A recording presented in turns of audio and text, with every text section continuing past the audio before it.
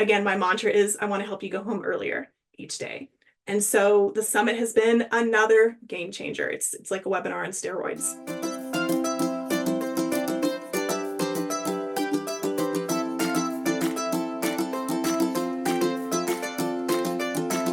Hi, Laura. Welcome to the Teacher Biz podcast.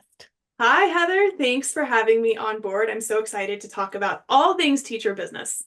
I'm excited too. I am so glad that we came across each other. I can't believe I didn't know you before now because you are so spot on. Perfect for my podcast, and we should totally be business friends. So Yes, sign we'll me up. set that up after. Great. But can you start by telling me a little bit about what you were doing before you had an online business, and maybe what you taught? Yeah, sure. So my entire teaching career has been in the world of reading and writing, English language arts. Um, I taught high school English for 9 years. Then I taught middle school reading and writing for 6 years. Also, I was an instructional coach during the last, 2 to 3 years. So just teacher training. And let me just tell you, Heather, the idea of online business, I didn't even know that was a thing. I stumbled into it. Little backstory there that I can go into or not, but regardless, I stumbled into the world of online business. And I remember listening to this one particular podcast years ago. This was like 2016. And I was thinking, what? I don't know this language, these words, this vocabulary. And I thought, okay, wait, hold on, hit pause, write down opt in. I don't know what that is. Like funnel, leads, lead magnet. I did not know the basic foundational language. And as a teacher where that's such a huge component of what we do for our kids in our classroom, I thought, okay, I am on the other side of this. I knew the result that I wanted. I knew that I wanted time freedom and location independence, but I didn't know the process for how to get there. So when I started kind of stumbling down that rabbit hole of like, oh, you can sell informational products or digital products online, that was just a whole new world to me. I knew nothing about. And so just like pausing podcast episodes and writing down words and phrases that I needed to go and look up so I could actually understand what people were talking about.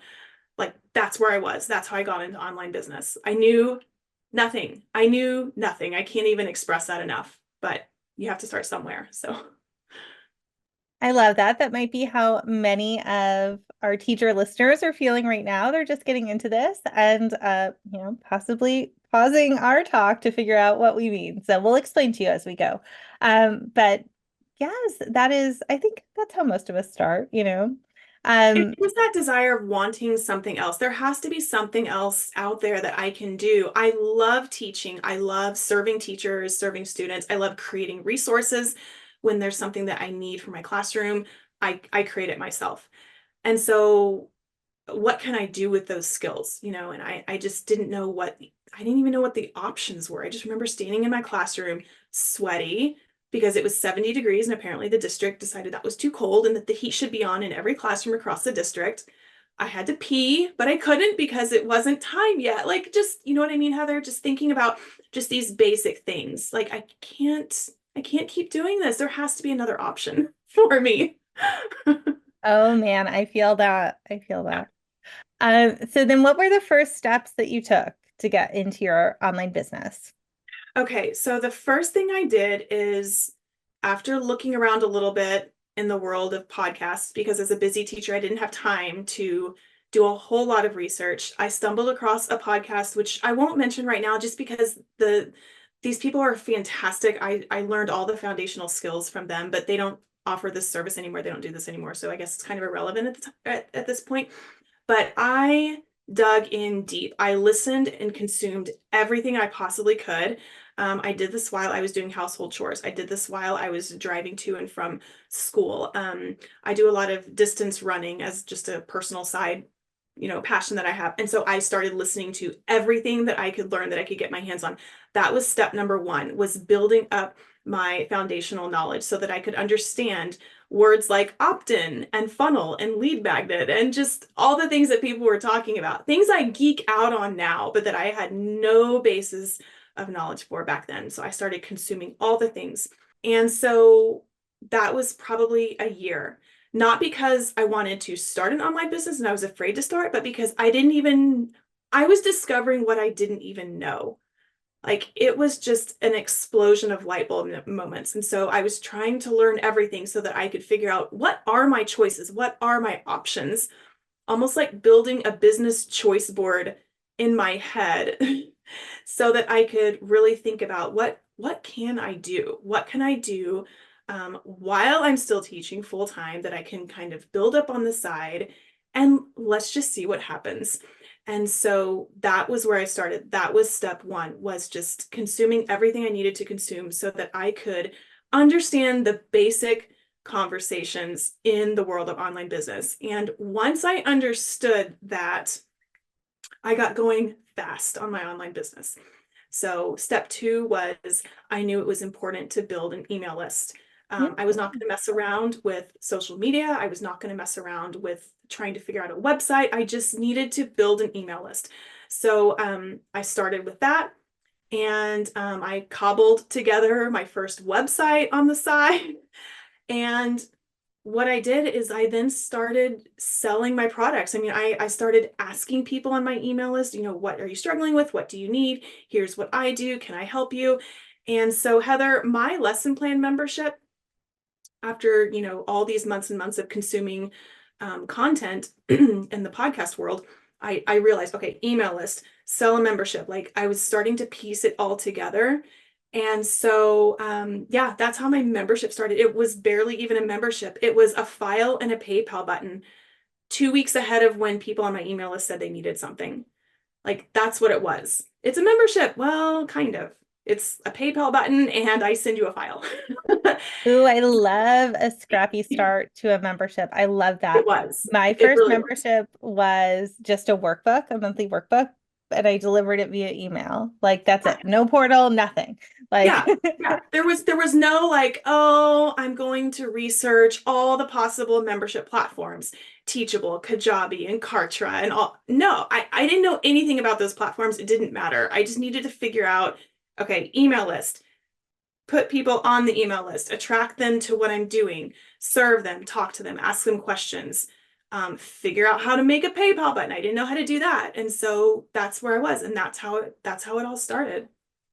I love that. I love that. Start scrappy, do Yep. something, take that beautiful imperfect action. And so share with us how your business has evolved. What does it look like now? What's your business structure? I think you still have this lesson plan membership. I do. It looks Tell us very about different now. Yeah, totally different now. Now I have been through a couple of different membership platforms. I eventually stopped sending people files through email. I laugh about that now, but you do what you need to do, right? I mean, there's no time to procrastinate. Just do what you need to do and figure out the next step when you're ready for the next step. So I eventually moved onto the Teachable membership platform. I was not really happy with their checkout system, so I discovered ThriveCart. Love that checkout system. And then ThriveCart opened up a membership platform. And so I thought, well, I'm already using it for the checkout system. I'll just move everyone over there. But that was years in the process. This is not like, oh, I'll try this membership platform and I'll do that for a year and then I'll try this up. No, this was, I mean, I was on how many Teachable, years was it for our people listening? oh gosh, probably 4 or 5 years at least in one place. Like you don't want to constantly, be distracted by the shiny objects and moving people between email platforms and moving people between, so I was very careful and very strategic about when or if I brought on a new type of software to use, because I wanted it to be simple for me and just so easy for the people that I was serving. So now what my membership looks like is it's a full-blown lesson plan curriculum membership. I really niche down and I serve people who have been told, hey, be creative in the classroom, just teach the standards. You can figure it out as you go. You can pretty much teach whatever you want. And if you're a really creative person and you have a lot of time and you know the standards inside and out, that's beautiful. But if you have been voluntold to teach this grade level, or you're in a school that has no curriculum, if that feels overwhelming, those are the people who come to me, because I really focus on like a bell to bell, day to day, full laid out curriculum for middle school English language arts teachers. So I really niche down to that. And that is what I do now. And I serve people by providing that curriculum. I also provide the instructional components that go along with it, not just here's what to teach, but here's how to teach it. It's not scripted. It's more about putting tools in teachers' toolboxes so that they are able to teach without overwhelm, and so that they can essentially go home earlier every day. That's kind of become my mantra. I can help you go home earlier every day. That's what we want as teachers. um, and so that's what it looks like now. I have all kinds of revenue streams into my business. It's not just the membership. The membership is fantastic, but that's not the only way for someone to work with me. Not everyone wants a membership. And so I have one-off products. I do workshops. I do a virtual summit every year. I do webinars. Some are paid webinars. Some are free webinars. It's kind of morphed into this whole collection of ways to serve teachers where they are. I love that. I love a membership for the stability that it brings to your business, but I also Sure. love how you're integrating all these other product types there too. Tell us the price point of your membership before we stop talking about that. Yeah.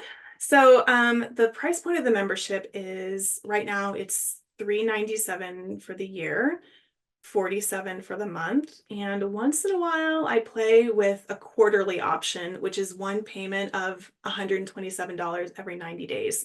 And the reason I say play with it is because, our businesses are growing, they're changing, and it's okay to have fun in our businesses. It's okay to try new things. And so sometimes I put the quarterly option out there for people, and then sometimes I retract it, depending on the seasons. Sometimes from a sales marketing perspective, it's just really helpful to have a quick quarterly sale. You can tie it in with the seasons of the year as they change.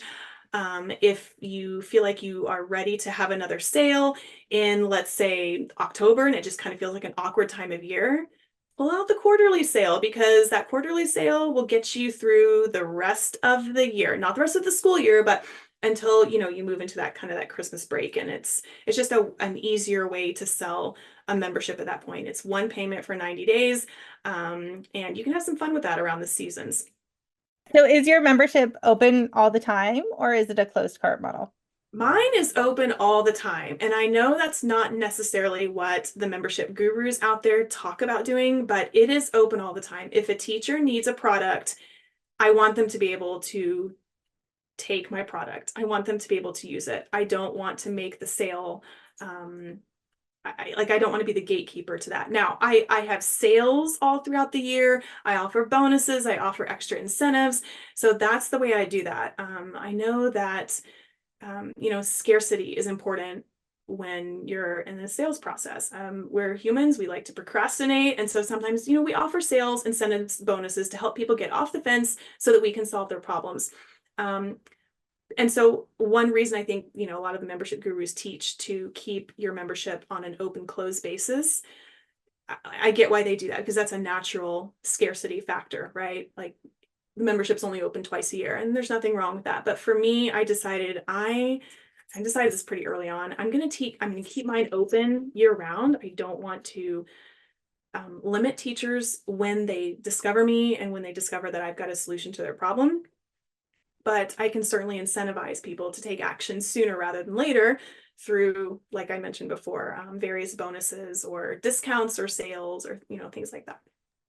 I think that's perfect. I think if you're going to be open, using those incentives for a launch is really important. So I love that you're doing that. Where do customers find you? How do you find your people? Mhm. So I started, well, as I mentioned a few minutes ago, when I first started, I was not trying to do all the things. I didn't mess around with social media. I didn't do any of those things. But within about a year, I did start a Facebook group that attracted middle school English language arts teachers. I did, free live trainings in that group. I shared resources. I got to know the people. It was a very small group at the time. So I was able to do what ultimately doesn't scale, but people were finding that resource organically. And so I strategically use those 3 join questions that, as a Facebook group owner, you're allowed to ask 3 questions. And so I was able to learn more about people. I was able to offer them some free resources, learn about what they needed. And so that was an organic way that people found me. I also started a blog on the website. I started writing about the resources that I was creating. So I wasn't creating resources for people and then separately trying to write blog posts. That like I wasn't doing two separate things. It was more like I just created this resource. I'm now going to write an article about how to use a resource like this, whether it's this actual resource or a very similar resource. So really going with the instructional strategy components. And then of course, within the blog post, there were all kinds of, here we go, opt-ins so that people could get the free resource or so that they could get other free samples from me. So yeah, so I started writing blogs, but they were very strategically tied to the resources I was creating so that I wasn't like working through a split focus because of course teaching full-time on top of that, you don't have time to split your focus too much. So the Facebook group, the blogs, that's really how people were finding me early on. Awesome. And is that still true today? Is that where most of your customers come from? Today it's a little bit different. Those items are still there. I do still have the blog. I do still have the Facebook group for the middle school teachers. However, I'm not as active in there anymore. It's grown beyond what I could handle as far as really personally responding to people. So they're still there. However, I have grown to other ways of people finding me. And so I host a growing virtual summit every summer. That's a significant way that people find me because the guest speakers also share the event with their communities online. And so there's this, kind of this give and take trade, win-win-win for everyone there. I've gotten pretty deep into running Facebook ads. What else do I do? Facebook ads, the blog, the Facebook group. I've done collaborations with other teachers in similar areas to me where we offer products to each other's audiences and communities. And so that's been another, source of growth there as well. So mostly organic, but the paid Facebook ads have been a factor as well. I didn't think to ask this before, but are you still in the classroom or did you eventually leave as your business grew? At this point, I have left. Can you Yeah. tell us a little bit about that? I feel like my teacher listeners who are listening feel like that's their dream. Like they're probably around where you were when you started and are trying to balance both and start this business on the side. And their dream is to eventually leave the classroom. So can you tell them a little bit about, maybe how you balanced both when you were starting and how you were able to leave and what that looked like for you? Yeah, I will say that for me, balancing both was almost like living two separate lives. I did not want anyone to know what I was doing that I worked with. I kept everything completely separate. I never talked about it. I used the resources that I was creating as an instructional coach. I offered my resources to other teachers and I would remove the copyright. I removed the website. Like, oh, I just found this resource. I don't know. Try it out. Let me know what you think. Because I wanted to keep everything so separate. And maybe that's my own mindset issue. Maybe I need some help around that. But that was me. I wanted everything separate. That was just, I needed that clear line for me. I'm smiling so big because I would have done the exact same Yeah. thing. I completely Okay, get that. Yeah. maybe that's more normal than I mean, yeah, and because I didn't really have anyone to talk to about that. I mean, I wasn't going to talk to anybody I worked with about it. A couple of close friends who I happened to also teach with, but they were friends before we taught, were aware of what I was doing. But even then, I barely never talked about it, really never talked about it. Um, so there was that. So it was definitely like two separate lives. What that looked like is I would get up at 4 o'clock in the morning. I would work for an hour and a half on what I was doing in the online space. I've know you have talked about this before, but just having a list of like you've got to sit down and get going. You can sit down at your computer and stare at it and scroll through things for 45 minutes and get nothing done easily. And so with a list, it's just a matter of, okay, this is just the next thing I have to do. Can I get this done in an hour and a half? I mean, and you go. It is go time. At 5:30 a.m., I got off my computer. I would go and get my run in for the morning because I've always got some kind of marathon or half marathon or whatever on my schedule. So I would go and get that in, back in the door at 6:30, shower, clean up, get ready, eat, out the door by 7:15. full day of teaching slash instructional coaching. And then the afternoon was really family time. I did not have small children when I first started. So if you're thinking, well, wait a second, where are the kids here? Okay, self-sufficient, older, that was not a factor for me. But in the evening, that was definitely more like the family time and things that we had to do there. So working in the evening typically looked like about 7 to 9. So did I work from 4 to 5:30 a.m. and then from 7 to 9 p.m. every single day, 5 days a week? No, it was more like 3 days a week. It really did depend on, other things going on. Weekends typically looked like, between 3 and 5 hours on Saturday and between 2 and 4 hours on Sunday. So that's, and that's not a hard and fast rule, but that was kind of the norm. That was what I was able to do while doing that full time. And then, my husband was amazingly supportive and wanted me to quit right away. I was like, that doesn't make sense right now. And I didn't want to. And there are a lot of, fears and uncertainties around that, especially with the membership. But what if all my members quit tomorrow, and that's not true. They don't. But that's what that looked like, building that up full time. And then I knew towards the end of the school year, I would not be coming back. But I was also very careful about, I didn't want to say anything too soon. I mean, every school culture is different and every person is different. Some people may not even care at all, and that's great, but I did. And I always wanted to kind of keep that to myself. So I was very careful about when I turned in my resignation, and I wanted to be very respectful and just humble. And I wanted to, honestly, Heather, I wanted to kind of just fade away and not have anyone know what I was doing. I'm pretty introverted, and I just don't have the personality where I was open about what I was doing. It's like I wanted to just keep it all to myself and just be there in that place. So yeah. And I I don't remember totally what get that. else. I totally get that.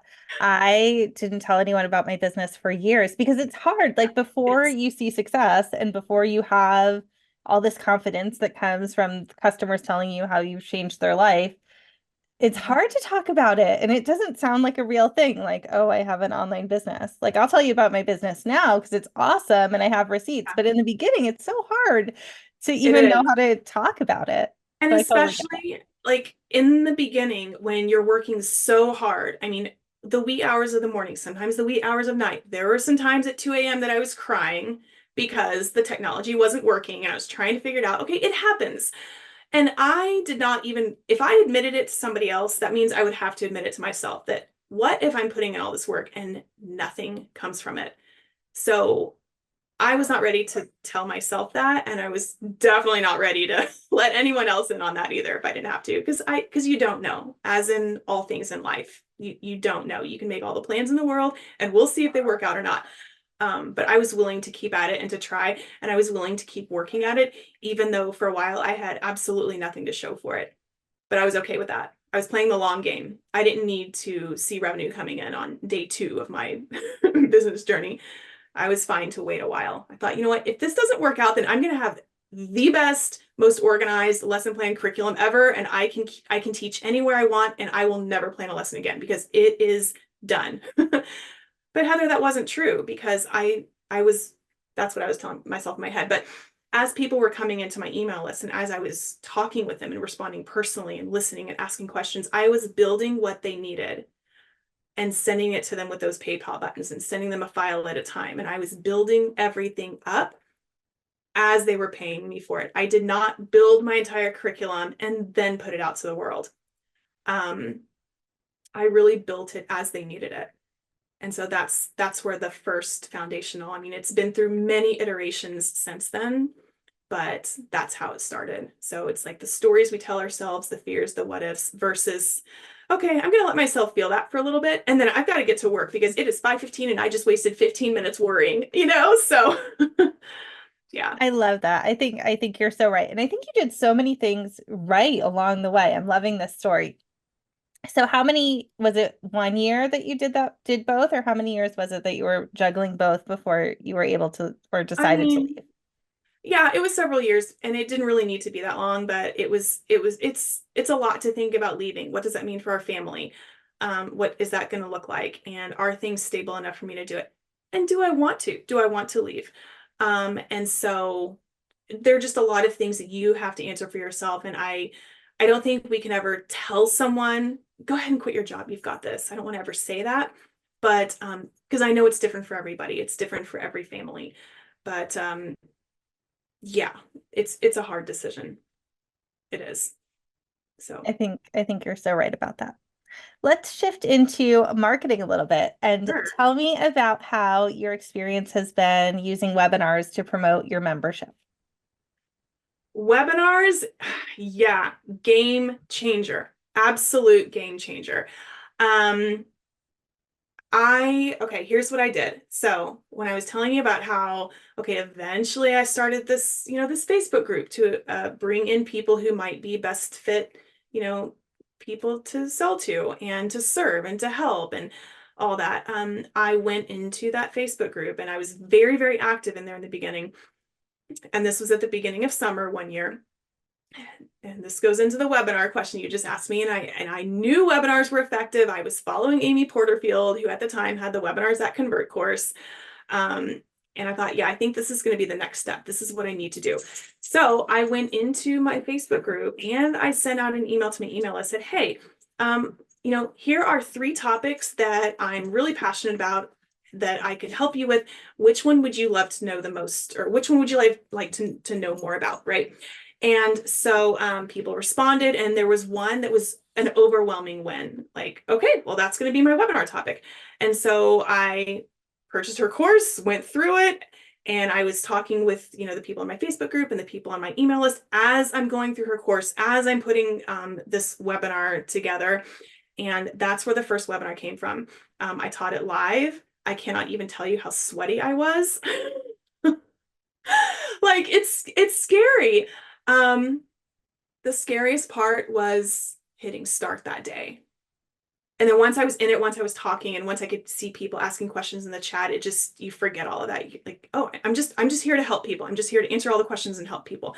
And so Heather, that first webinar brought in almost 5 figures, which was something I had never experienced before. And so it was incredible. It was validating. It showed me that, okay, I do have something to teach people. I am providing people with value. Amy Porterfield says, whether people buy from me or not, I want them to walk away with value. And I took that to heart. That has been at the foundation of everything that I do, every webinar, every workshop, every virtual summit, everything. Whether people buy from me or not, I want to help them. I want them to walk away with value. And so that's how I approached it. It's how I still approach everything I do. And that was a game changer. So I started repeating that webinar live for months, like weekends, evenings, anytime that I could do it. I was doing it. And eventually I made it kind of an evergreen system. I don't do it live that much anymore, but that was the game changer. It gave me the confidence to create other webinars for people based on feedback. I'm really big on market research. I don't create or sell anything anymore without validating it first. Even now, even to this day, I had a new idea for a weekend workshop back in February, like a test prep type, part summit, part workshop. Let's see what happens.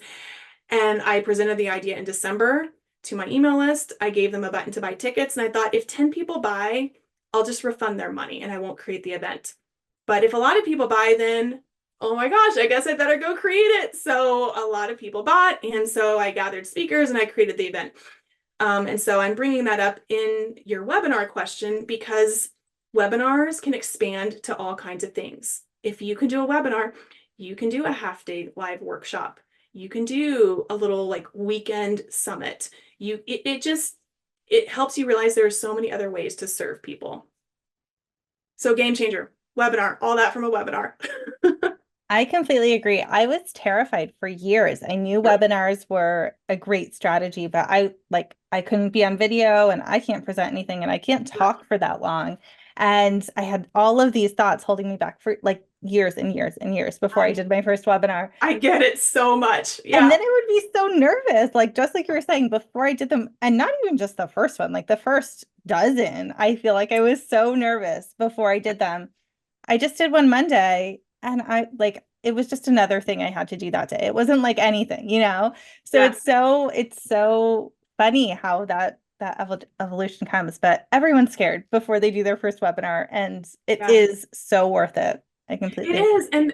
I think the thing that is so important, I hope people take away from this, is that you're scared, you're sweaty, like the whole thing. But you know what? You do it anyway. You don't wait until you're ready. You don't wait until you're totally confident.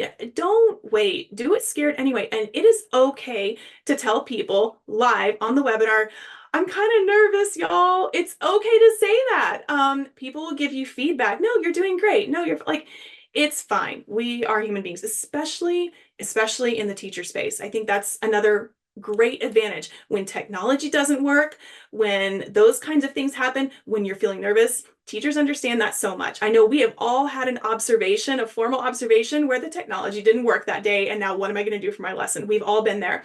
So if you're, if you're listening, you're thinking, I'd like to do a webinar. I'd like to do maybe a workshop of some sort, but I'm nervous. I don't know. You know what? Heather and I have been there, and you do it anyway.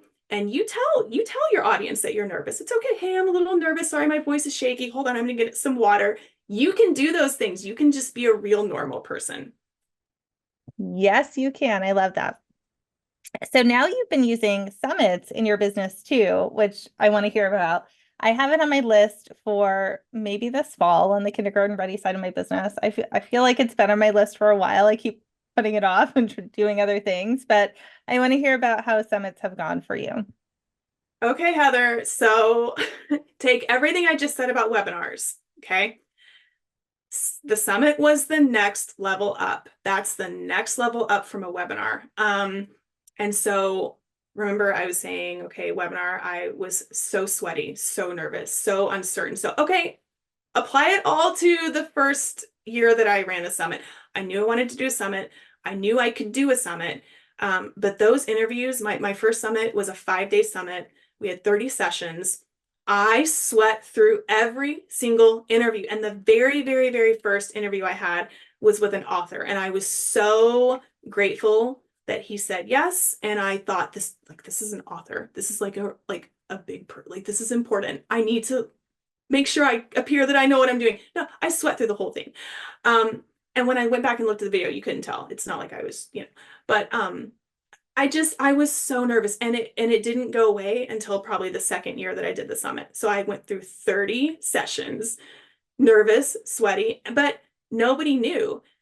The next year that I did a summit was 2020. And I didn't even know if I would do one. Like, are we in school? Are we not in school? What is happening in the world? I don't even know. And I thought, I don't think I'm going to do one this summer because I just don't like what is happening, right? And so I emailed my list. That's the other big lesson here is when you're not sure about what to do in your business, email your list or wherever your following is. But of course, we don't own social media. So turn to your list, ask them. And I said, hey, it's 2020. I don't know what's happening. Are we going back to school? Are we not? I have no idea. But last year I did the summit for the first time. It took me months and months to plan. I've got to start planning now. I don't know. Do you guys want a summit? I don't know. Hit reply, let me know your thoughts. People replied, and that was a very successful summit. It was more successful than the first year. It was bigger. And so I've been doing it ever since. So we're about to hit year 6 of the MS ELA Summit. I'm not nervous anymore. I don't get sweaty anymore. I genuinely enjoy it. And as an introverted person, I love the one-on-one conversations. The way I run my summits is it's always a one-on-one conversation with the guest speaker. So I know other summits people will invite speakers to like record, teachable sessions and send them in. It's totally fine. But mine is one-on-one. It's just like this. I really wanted to create that feeling of teacher attendees peeking around the corner into the classroom after hours, and we're talking about what is happening. We're sharing our screens. It's a lot of step-by-steps and how-tos, and it's not theory, it's actionable steps for teachers. Again, my mantra is I want to help you go home earlier each day. And so the summit has been another game changer. It's like a webinar on steroids. I love that. And it's been a big list builder also. Yeah. It's huge. It is huge for growing your email list. And of course, at the end of the summit, I promote the membership. And yes, the membership for me is open all year round, but that's when a majority of people join because after the summit, they're ready for that next step. What is the one thing that my summits don't provide? Well, they don't provide your lesson plans for the entire year. Now, we talk all about lesson plans and strategies and classroom management, all the things, reading, writing, speaking, listening. But do you walk away with full lesson plans in your hands from that? Well, no. So that's what I sell at the end of the summit. And that really just drives the whole rest of the year until the next year's summit. That makes perfect sense. Ooh, I love Yeah. the strategy. What advice would you give to a teacher who's just starting their online business? I know we talked about a lot of this, but do you have any other advice that you'd want to share with them? Sure. I mean, yeah, so much advice, but okay, really, this goes back to, I think what helped me find success is once you know that building a teacher business is what you want to do, once you figure that out, choose one person who's an expert, who you trust, follow that one person, put blinders on to everyone else. So for people here listening to that conversation, Heather, that would be you. If they're here listening to you and if they've, joined you in your blueprint, right? Your teacher biz blueprint, or if they're just kind of in your world and they're starting to learn, they're starting to maybe implement, y'all put your blinders on and just pay attention to Heather. Pick one thing and pay attention to it. Now, there will come a time when you'll be ready to do something else. You'll need another type of expert. You'll need another, as you up level in your business, and that's fine. But when you're first starting out, pick one person, one expert, follow, learn everything you can. And there will come a time when that expert will say, hey, you know what? I think you've maxed out what I can help you with. I'm going to refer you to this person or that program or whatever, because otherwise you'll squirrel all over the place. I'm going to grow my teacher business with this new Pinterest course. I'm going to grow my teacher business with this membership program. I'm going to grow my teacher business with this new like funnel thing that I just learned about. And nothing will work because you won't be in it long enough to see it work or long enough to troubleshoot. Solid advice. I agree with that. This has been such a great conversation, Laura. Tell us where we can find you online, and then what are you excited about that you're working on right now? Well, at this point, I am knee deep in all things summit, because it's just months of planning and I love it and that's what's happening. So the summit occurs in July of every year. And that's kind of where we're at as far as the planning and doing the summit interviews with all the guest speakers. So that's my next big event that's coming up that I'm excited about. And then people can find me at languageartsteachers.com. That's my website. You're welcome to contact me there. I've got a fun little contact form. If you mention puppies and margaritas in the subject line, it shoots to the top of my list, and I'm happy to hear from you. Happy to help anybody who needs help, whether it's, English language arts stuff or whether it's business stuff. I geek out on funnels. I love sales funnels. I love the strategy behind them. I've had a lot of success with sales funnels for all kinds of things, whether it's webinars or summits or like one-off products, not just the membership, but all these other, ways that we can bring revenue into our businesses while also serving people. So stop by, say hi. Thank you so much. This has been really helpful, I think, for everyone listening, and I love hearing your story. So thanks for coming on the show. Absolutely, Heather. Thanks for having me.